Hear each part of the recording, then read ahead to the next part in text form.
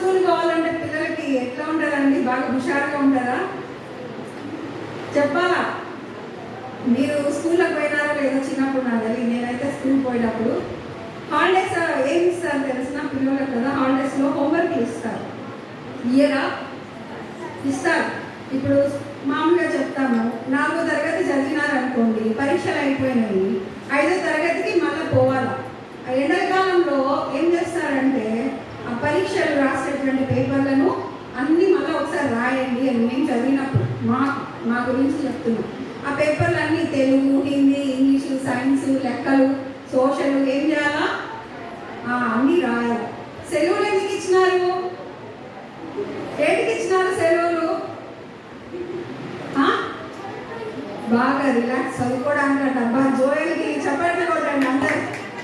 జోయల్ చదువుకున్నాడు విజయనక్క సెలవులో? చెప్పు. హోంవర్క్ చేసుకున్నాడంట. ఆడుకోలేదా? అస్సలు ఆడుకోలేదు.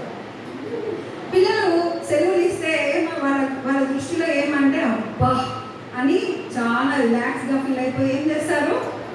బాగా ఆడుకోవడానికి ఎక్కువ. నేనైతే ముందంతా ఆటలు, ఇంకా లాస్ట్కి ఒక వారం స్కూల్ తెరిస్తానగా అప్పుడు కుస్తీ వాడి రాసేవాళ్ళం అనమాట, 30 నిమిషాలు. కానీ ఇప్పుడు పిల్లలు నిజంగా మంచి పిల్లలు, హోంవర్క్ ముందు చేసి మళ్ళీ ఆడుకుంటారు. అంతేనా? ఎవరన్నా అట్లా ఇక ఆరాధన ముందు హోంవర్క్ చేస్తావా నువ్వు? Very good. అట్లా మన పిల్లలు ఇప్పుడుండే పిల్లలు చాలా మంచి పిల్లలు అనమాట. హోంవర్క్లు ముందు చేసి తర్వాత ఆడుకుంటారు. స్కూల్లోకి పోయేటప్పుడు ఎట్లా ఉంటుంది? ఇంకా వాళ్ళకి సంతోషంగా ఉంటుంది. హోంవర్క్లు చేయని పిల్లలకి ఏముంటుంది? మన భయం ఉంటుంది, ఏమో టీచర్లు చూస్తారేమో అని. ఫస్ట్ రోజు, 2వ రోజు, 3వ రోజు వరకు స్కూల్లోకి పోరు, ఎందుకంటే కరెక్షన్స్ చేస్తారని హోంవర్క్లు. మేమైతే అంతే, ఒక వారం రోజులు కూడా మా నాన్నమ్మ బంగకు పోయి ఏమన్నారా అని టీచర్లతో మాట్లాడి ఏమన్నాకండి మా పిల్లలని ఇచ్చేసి వచ్చేదాన్ని. కానీ ఇప్పుడు పిల్లలు చాలా హుషారుగా ఉన్నారు కదా. ఎందుకు ఈ మాటలు జ్ఞాపకం చేస్తున్నానంటే, శారీరకంగా చదువుకున్నటువంటి పిల్లలకు సెలవులు ఒక విశ్రాంతిగా ఉండొచ్చు, కానీ దేవుని యొక్క సన్నిధికి వస్తున్నటువంటి మనము, దేవుని నామాన్ని ఘనపరచడానికి వస్తున్నటువంటి మనము 6 రోజులు మన శరీర విషయాలకు దేవుడు మనకు అవకాశం ఇచ్చినాడు. 7వ రోజు పరిశుద్ధమైనటువంటి సంఘముగా కూడి ఆయన మందిరములో మనము దేవుని స్తుతించడానికి మనకేమి ఇచ్చినాడండి? దేవుడు అవకాశం ఇచ్చినాడు. హల్లెలూయా. అవకాశం ఎంత ఉన్నతమైంది కదా. ఈ వాక్యం కీర్తన అంతా కూడా యెరూషలేము గురించి. అంటే మనం అర్థం చేసుకున్నట్లయితే సేవకులు చాలాసార్లు మనతో చెప్తారేమంటే, యెరూషలేము అనగా దేవుని మందిరము, అంతే కదండి. యెరూషలేము అనగా దేవుని మందిరము. ఆ యెరూషలేము ఇప్పుడు మన మధ్యలో మనం కూర్చున్నాం కదా, మనమే ఆ యెరూషలేముకు సాదృశ్యంగా ఉన్నాం. అయితే ఆ మందిరముకు వెళ్ళుదుమని, మొదటి వచనంలో యెహోవా మందిరమునకు వెళ్ళుదుమని జనులు నాతో అనినప్పుడు నేను సంతోషించి తిని. హల్లెలూయా. మొదటగా మనం చూసినటువంటి మాట, మందిరానికి ఎట్లా మన హృదయం ఉండాలంటే, రావడానికి సంతోషంగా ఉండాలంట. భక్తుడు దావీదు గారు రాస్తూ పాడుతున్నటువంటి పాట, రాజ్యాధికారం, యుద్ధాలు ఎన్నన్నా ఉండని ఆయనకు సంతోషం, నెమ్మది లేదు. కానీ ఎప్పుడు ఆయనకు సంతోషం ఉందన్నా అంటే, మందిరానికి పోదాం రా అన్నప్పుడు ఏమైందంటే దావీదుకి సంతోషం వచ్చిందంట. హల్లెలూయా. మనం కూడా దేవుని మందిరానికి వెళ్ళాలా అన్నప్పుడు ఆ సంతోష హృదయం మనలో కలిగి ఉండాలి. ఏదో వెళ్ళాలంటే ఆదివారం కనబడాలా అన్నట్లు మనము రాకూడదు. అర్థమైందా అండి? కింద వచనాల్లో మనం చూసినట్లయితే ఆ యెరూషలేము అంట 3వ వచనంలో, యెరూషలేమా బాగుగా కట్టబడిన పట్టణము వలె నీవు కట్టబడి ఉన్నావు. హల్లెలూయా. యెరూషలేమును మనం ఏమని పోల్చుకున్నాం? దేవుని మందిరముగా పోల్చుకున్నాం. దేవుని మందిరము ఎట్లా ఉందంట? బాగుగా కట్టబడినటువంటి పట్టణం వలె ఉందంట. హల్లెలూయా. భక్తులు రాసినటువంటి పాటలో అపొస్తలుల కార్యాల్లో పౌలు గారు సంఘాన్ని ఎట్లా పోల్చినారంటే, సంఘం కట్టబడుతుంది. ఎట్లా కట్టబడుతుందంటే సజీవమైన రాళ్లతో కట్టబడుతుందంట. హల్లెలూయా. సజీవ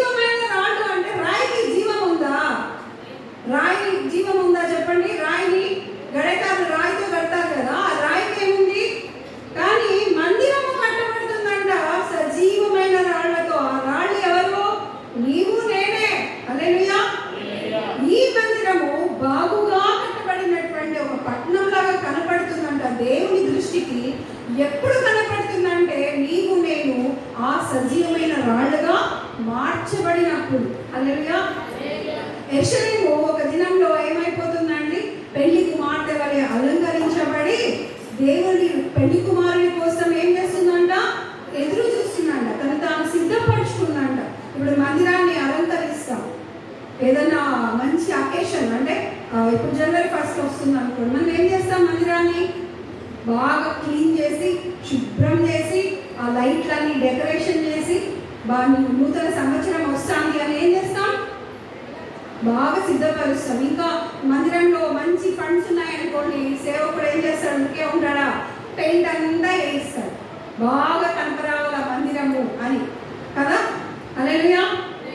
అట్లనే నూతనమైనటువంటి యెరూషలేముగా మనము దేవుడు పెళ్లి కుమారుడుగా ఒక దినం వచ్చేటప్పటికంట ఈ మందిరం బాగా కట్టబడతా ఉంది, నీతో నాతో కట్టబడతా ఉంది. అయితే ఇంకా ఎత్తబడడం లేదు అంటే దానికి కారణం ఏమంటే పట్టణం అంటే మందిరం ఇంకా పరిపూర్ణము చేయబడలేదు.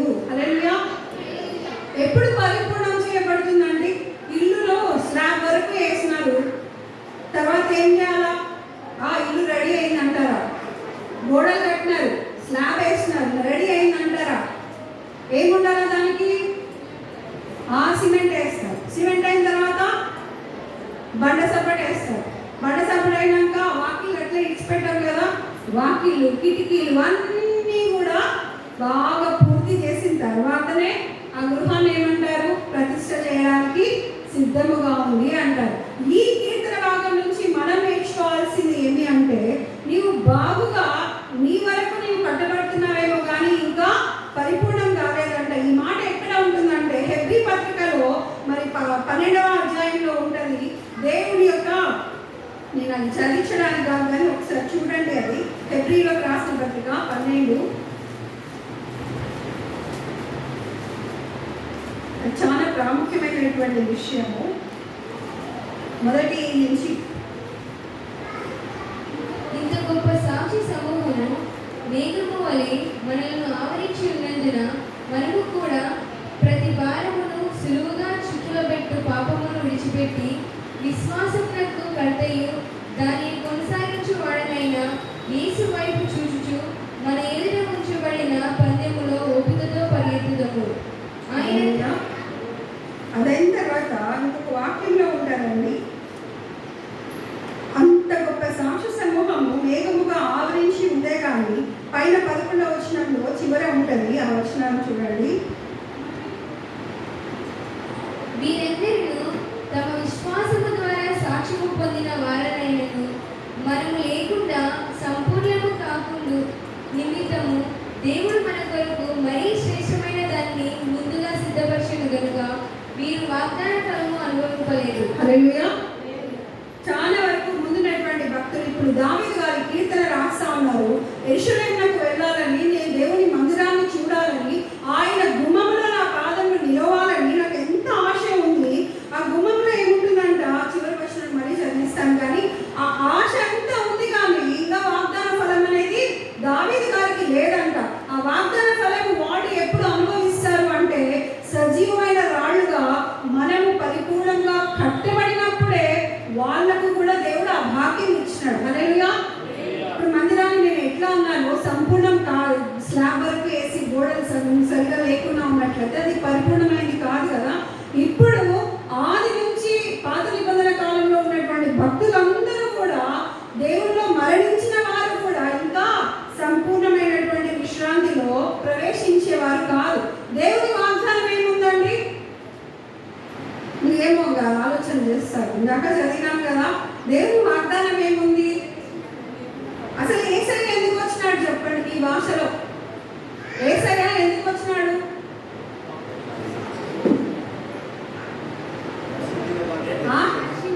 నశించిన దానిని వెలికి రక్షించడానికి వచ్చినాడు. ఆ రక్షించిన దానిని ఏం చేయాలనుకున్నాడు ఆయన? ఓ బాగున్నావులే అని అట్లే చూస్తాడా? నేను అయ్యగారు చెప్తున్నప్పుడు పరిశుద్ధాత్మ దేవుడు జ్ఞాపకం చేస్తున్నాడు. పరలోకంలో ఆదాము హవ్వ అక్కడ దేవుడు సృజించిన తర్వాత అంట వాడు చేసిన పాపాన్ని బట్టి ఏమైపోయింది? బయటికి తోలివేయబడిన తర్వాత ద్వారము మూయబడింది, లోపలికి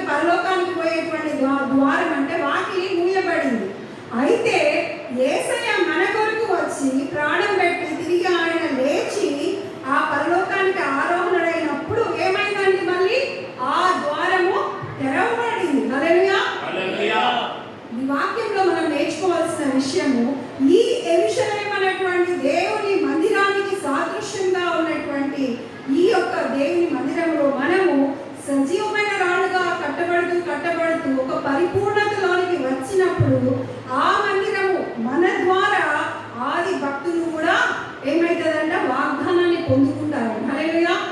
మొదటగా ఎవరికి దేవుడు ధన్యత ఇచ్చినాడంటే మనకే ఇచ్చినాడు. ఆమేన్.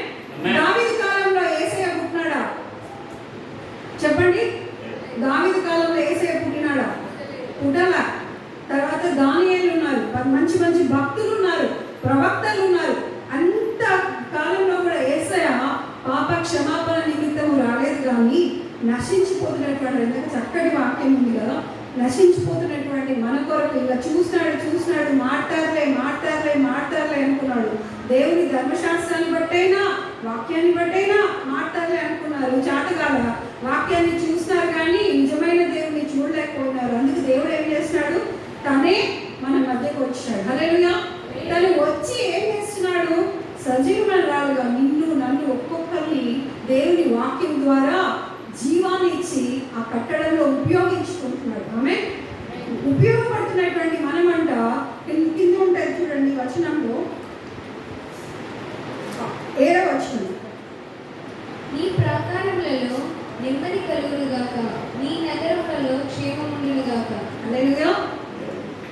లోకంలో మనం జీవించినాం అనుకోండి, మన ఇంట్లో నెమ్మది అనేది అంటే మామూలుగా చెప్తానా, నెమ్మది అనేది వస్తుందా అండి? ఆలోచనలు ఉంటాయి కదా.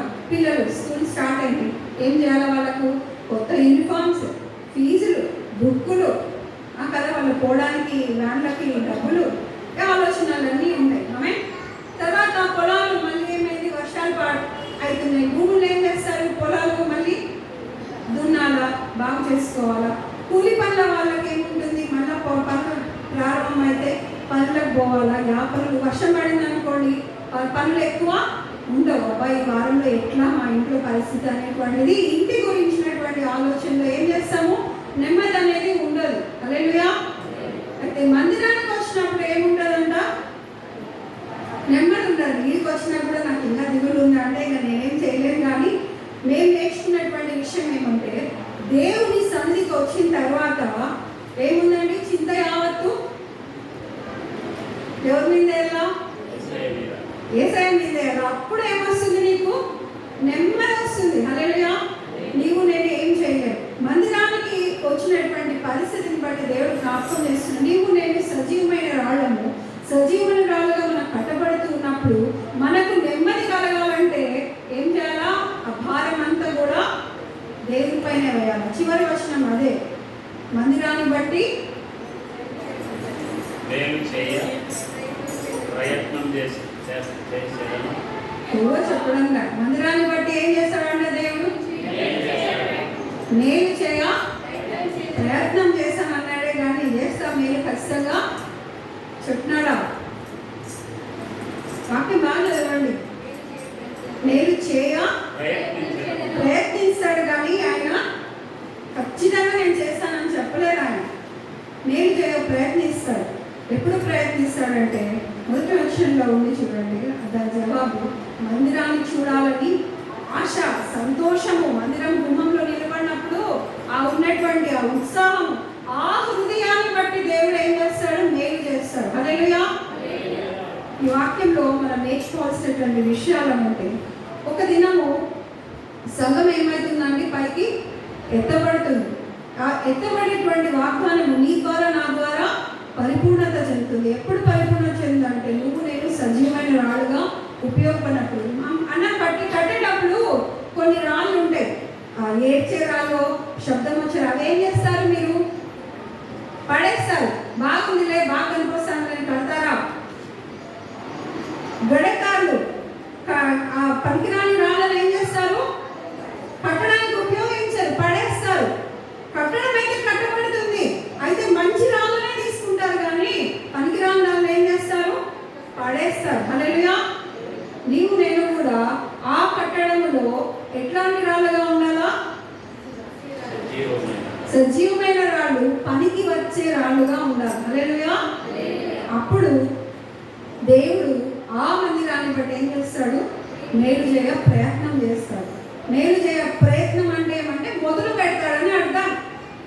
వాక్యం చదివేటప్పుడే దేవుడు జ్ఞాపకం చేస్తాడు. ఇప్పుడు చూడండి, ప్రయత్నం అంటే ఏమండి? మొదలు పెడతారు. అయితదో కాదో మనకు అనవసరం, కానీ మేలు చేయడానికి ప్రయత్నం అనేది అంటే పని అనేది ప్రారంభం చేస్తాడు. హల్లెలూయా. ఈ రోజు మందిరానికి వచ్చినటువంటి మనతో మందిర ప్రాముఖ్యం గురించి మాట్లాడుతూ, ఆ మందిరముగా మనమే ఉన్నాము, ఆ మందిరంలో కట్టబడుతున్నటువంటి సజీవురాలుగా మనమే ఉన్నాము. ఆ రాళ్ళు ఉపయోగకరమైన రాళ్ళుగా ఉండాలా. ఆ ఉపయోగకరమైన రాళ్ళు దేవుని యొక్క సన్నిధిలో ఏమేయాలంటే సంతోషించాలా. ఆ సన్నిధిని బట్టి నెమ్మది కలిగినటువంటి వారముగా ఉండాలా. ఆ ధన్యతను దేవుడు మందిరానికి వస్తున్న మనకి ఇచ్చినాడు. మందిరానికి రాకుండా, ప్రార్థనలో సరిగా లేకుండా, దేవుని ఏమోలే అని ఆలోచన చేస్తున్నటువంటి విషయాల్లో మనకి ఎప్పుడు చింతనే, ఎప్పుడు బాధనే, ఎప్పుడు కూడా వేరే ఆలోచనలే. అయితే దేవుని సంధానికి వచ్చి దేవుని పైన ఆ భారం వేసినప్పుడు ఏమొస్తుంది? నెమ్మది వస్తుంది. ఆ నెమ్మది ద్వారా దేవుడు వీళ్ళు కంప్లీట్గా నా పైన ఆనుకున్నారు కాబట్టి నేను వీళ్ళకి ఏం చేయాలా? మేలు చేయాలా అని ఎవరు ఆలోచన చేస్తారు? దేవుడు ఆలోచన చేస్తాడు. హల్లెలూయా. తల్లిదండ్రులుగా మీకే మీ పిల్లల విషయం అంతవరకు ఆలోచన ఉంటే, పరలోకపు తండ్రి తన దగ్గరకు వచ్చినటువంటి పిల్లలను ఇంకా ఎక్కువగా ఆలోచన చేయడా అని ఉంటుంది కదా. పక్షులు పోలుస్తాడు దేవుడు. వాక్యం నాకు కరెక్ట్గా రాలేదు, కానీ అరచుచుండు పిల్లకాకులకు ఆహారం ఇచ్చే దేవుడు తనకు మొరపెట్టు వారికి సహాయం చేయడా. హల్లెలూయా. అది ఎక్కడ సహాయం, ఎక్కడ మేలు ఉంటుందండి? దేవుని మందిరములో. హల్లెలూయా. దేవుని మందిరంలో మేలు సహాయం ఉంటుంది. కానీ నీవు నేను ఎట్లా ఉండాలా అన్న విషయము ఈరోజు దేవుడు మనతో మాట్లాడాడు. ఆయన మందిరాన్ని చూడాలనేటువంటి సంతోషం ఉండాలా. ఆయన మందిరంలో నాకు నెమ్మది ఉంటుంది అనేటువంటి ఆ యొక్క హృదయాన్ని ఇవ్వరంగా ఉండాలా. ఆయన సన్నిధిగా అంటే ఆయన మందిరంలో కట్టబడడానికి ఉపయోగకరమైన సజీవమైన రాయిగా నేను ఉండాలనేటువంటి ఆశ నీవు నేను కలిగి ఉన్నప్పుడు దేవుడు మనకు మేలు ఖచ్చితంగా చేస్తారు. హల్లెలూయా. మందిరానికి వస్తున్నటువంటి మనము అటువంటి హృదయాన్ని కలిగి దేవుని సంఘానికి నడిపించబడదు గాక. ఆమేన్.